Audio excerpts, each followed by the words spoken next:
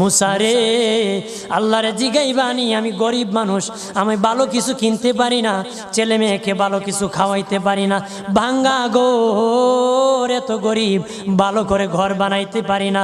আল্লাহরে জিগাইবানি কি করলে আমার উন্নতি হবে, ধনী হব, টাকা পয়সা হবে। আল্লাহরে জিগাইবানি। আল্লাহ মুসা নবী কই ঠিক আছে, আল্লাহরে জিগাইব তুমি কেমনে ধনী হইবা। আল্লাহ নবী মুসা নবী তিন রাস্তার মোড়ে যা দেখে একটা লোক বসে আছে, তার দুই হাত নাই, দুই পা নাই, দুই হাত নাই, দুই পা নাই।